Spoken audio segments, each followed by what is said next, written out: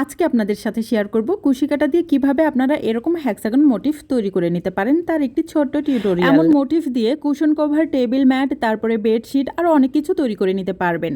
তো এগুলো বানিয়েছি আমি মিল্ক কটন সুতো দিয়ে, আর নিয়েছি 3.5 মিলিমিটারের হুক। আপনারা কিন্তু যে কোনো ধরনের সুতো দিয়েই তৈরি করে নিতে পারবেন। প্রথমে একটা ম্যাজিক রিং তৈরি করে নিয়েছি, তারপরে এখান থেকে চেইন করে নিচ্ছি 3টি। এই 3টি চেইন একটি ডাবল ক্রোশে হিসেবে কাউন্ট করব। এবার যে রিংটি তৈরি করেছি সেই রিংয়ের ভেতরে পরপর 2টি ডাবল ক্রোশে করে নেব।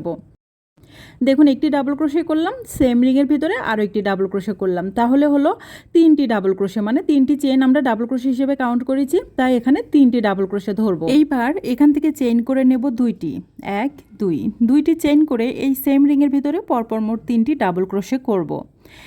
এখানে দেখুন, একটি ডাবল ক্রোশে করলাম, 2 নাম্বার ডাবল ক্রোশে করলাম, আরও একটি ডাবল ক্রোশে করে নিচ্ছি, 3টি ডাবল ক্রোশে করে নিলাম। এবার এখান থেকে চেইন করে নেব আবারও 2টি চেইন করার পরে আবারও পরপর মোট 3টি ডাবল ক্রোশে করব।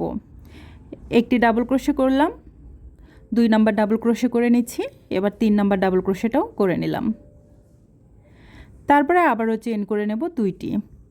তো এই রাউন্ডে আমরা কি করব, 3টি ডাবল ক্রোশে 2টি চেন, 3টি ডাবল ক্রোশে 2টি চেন, এভাবে করে 3টি করে ডাবল ক্রোশে করে নেব মোট 6 বার, এবং 2টি চেনের যে স্পেস সেটাও কিন্তু হবে আমাদের মোট 6 বার।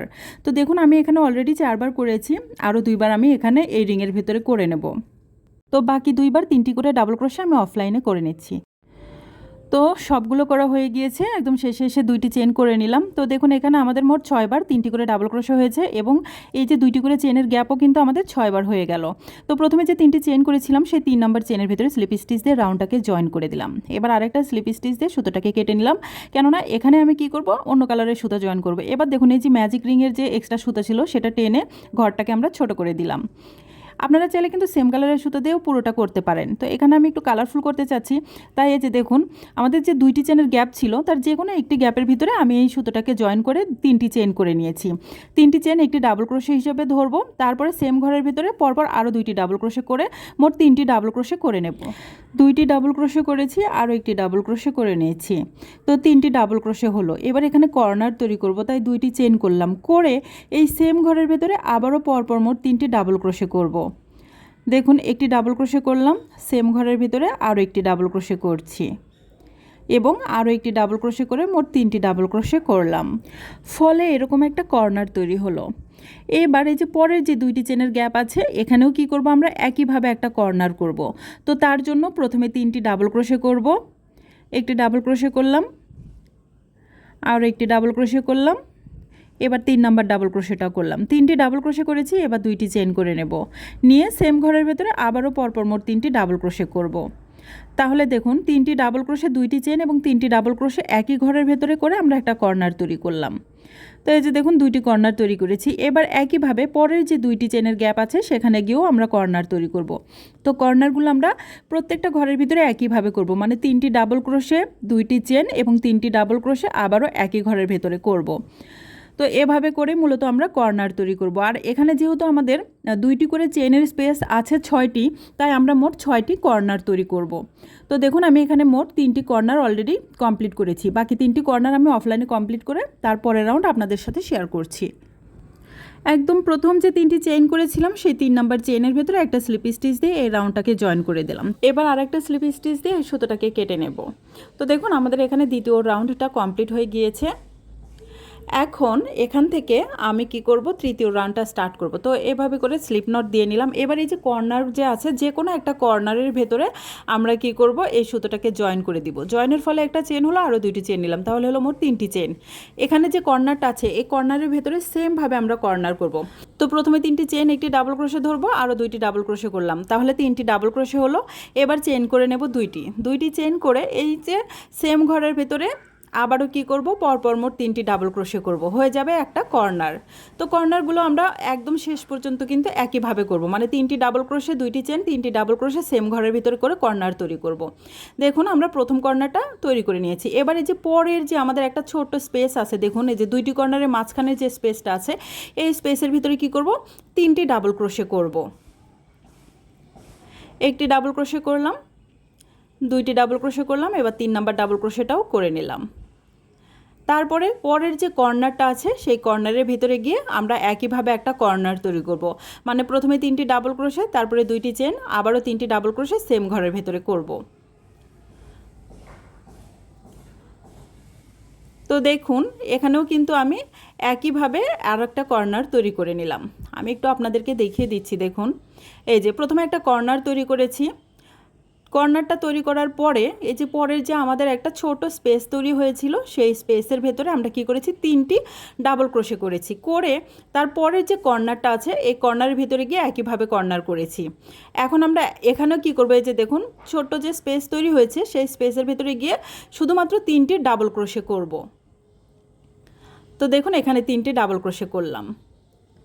করে পরের যে আমাদের কর্নারটা আছে এই কর্নারের ভিতরে গিয়ে আমরা কি করব, একটা কর্নার তৈরি করব। তো 6টা কর্নারের ভিতরে আমরা মোট 6টা কর্নার তৈরি করব এবং প্রত্যেকটা কর্নারের ভেতরে যে একটা ছোট্ট স্পেস আছে সেই স্পেসের ভিতরে গিয়ে আমরা শুধুমাত্র 3টি করে ডাবল ক্রোশে করব। তো দেখুন এখানে আমি পরের যে কর্নারটা আছে সেই কর্নারটা কিন্তু করছি। এই কর্নারটা এখানে কমপ্লিট হয়ে গেল। এবার এই যে দেখুন ছোট্ট একটা স্পেস তৈরি হয়েছে, যে সেই স্পেসের ভিতরে এখানে যেভাবে 3টি করে ডাবল ক্রোশে করেছি একইভাবে করব। আর এই কর্নার থেকে এই কর্নার পর্যন্ত যেভাবে দেখিয়ে দিয়েছি এই বাকিটুকু একইভাবে করব, করে এখানে এসে জয়েন করব। অফলাইনে আমি পুরোটা কমপ্লিট করে ফিরছি। তো দেখুন পুরোটা কমপ্লিট করে নিয়েছি। এখন এই যে একদম প্রথম যে 3টি চেন করেছিলাম সেই 3 নাম্বার চেনের ভেতরে স্লিপ স্টিচ দিয়ে এই রাউন্ডটাকে জয়েন করে দিচ্ছি। এবার আরেকটা স্লিপ স্টিচ দিয়ে এই সুতোটাকে এখান থেকে কি করব, কেটে নেব। তো আমাদের এখানে কিন্তু অলরেডি হ্যাক্সাগন যে মোটিভ সেটা কমপ্লিট হয়ে গিয়েছে। আপনারা চাইলে এটাকে কিন্তু এই যে আমি এটা যেভাবে বড় করেছি এভাবে আরও বড় করে নিতে পারেন। তো ছোটটা তো করে দেখিয়ে দিয়েছি, এবার আপনারা কিভাবে আরও বড় করতে পারেন সেটাও আপনাদেরকে করে দেখিয়ে দিচ্ছি এইটার মতো করে। তো দেখুন এখন আমি কি করছি, অন্য কালারের আরেকটা সুতা এই যে কর্নার আছে তার যে কোনো একটা কর্নারের ভিতরে জয়েন করে নিচ্ছি। জয়েনের ফলে একটা চেইন হলো, পরপর আরও 2টি চেইন করে নিচ্ছি, হলো 3টি চেইন। এই 3টি চেইনকে একটি ডাবল ক্রোশে হিসেবে ধরবো। এবার এই ঘরের ভিতরে পরপর আরও 2টি ডাবল ক্রোশে করলে হবে 3টি ডাবল ক্রোশে। তো একটি করলাম আর একটি করলাম, তাহলে এখানে 3টি ডাবল ক্রোশে ধরবো। এবার এখান থেকে চেইন করে নেব 2টি চেইন করে এই সেম কর্নারের ভেতরে পরপর আবারও 3টি ডাবল ক্রোশে করে একটা কর্নার কমপ্লিট করব। তো দেখুন এখানে 2টি ডাবল ক্রোশে করলাম, আরও একটি করে 3টি ডাবল ক্রোশে করে নিয়ে কর্নারটা কমপ্লিট করে ফেলছি। এখন দেখুন এখান থেকে এই যে পরের যে আমাদের একটা স্পেস আছে সেই স্পেসের ভেতরে 3টি ডাবল ক্রোশে করব। একটি ডাবল ক্রোশে করলাম, আরও একটি ডাবল ক্রোশে করলাম এবং আরও একটি ডাবল ক্রোশে করে 3টি ডাবল ক্রোশে করছি। এবার এখান থেকে তার পরের যে স্পেসটা আছে সেখানে গিয়েও আমরা কি করব, একইভাবে 3টি ডাবল ক্রোশে করব। দেখুন এখানে আমি একটু ভালো করে বুঝিয়ে দেই। এই প্যাটার্নে আপনারা কি করবেন, যখন কর্নার আছে কর্নারে গিয়ে শুধুমাত্র 3টি ডাবল ক্রোশে, 2টি চেন এবং 3টি ডাবল ক্রোশে করবেন। আর কর্নারের পরে যতগুলো আমাদের স্পেস থাকবে এক্সট্রা সেই পেজগুলোতে এরকম করে 3টি করে ডাবল ক্রোশে করবেন। তো দেখুন আমি যেখানে 2টি স্পেস ছিল এই 2টি স্পেসে 3টি করে ডাবল ক্রোশে করেছি। এবার তারপরে দেখুন আমাদের এখানে কর্নার আছে, তো এখানে আমরা একইভাবে কর্নার করব। আর এখন আগের রাউন্ডে দেখুন আমাদের একটা স্পেস ছিল, পরের রাউন্ডে এসে 2টা স্পেস আছে। এখন যদি আমরা এই রাউন্ডটা কমপ্লিট করি তাহলে কিন্তু আমাদের এখানে 3টি করে স্পেস হবে। আপনারা যদি এটা আরও বড় করতে চান সেক্ষেত্রে ওই যে স্পেস থাকবে 3টি, সেই 3টি স্পেসে 3টি করে ডাবল ক্রোশে করবেন এবং কর্নারে গিয়ে কর্নারটা যেভাবে দেখিয়ে দিচ্ছি সেভাবে করবেন। তো যাই হোক দেখুন আমি এখানকার কর্নারটাও কমপ্লিট করে ফেললাম। এই যে এই কর্নার থেকে এই কর্নার পর্যন্ত যেভাবে দেখিয়েছি পুরো রাউন্ডটা এখন আমরা একইভাবে কমপ্লিট করে ফেলবো। তো অফলাইনে পুরোটা কমপ্লিট করে তারপরে ফিরছি।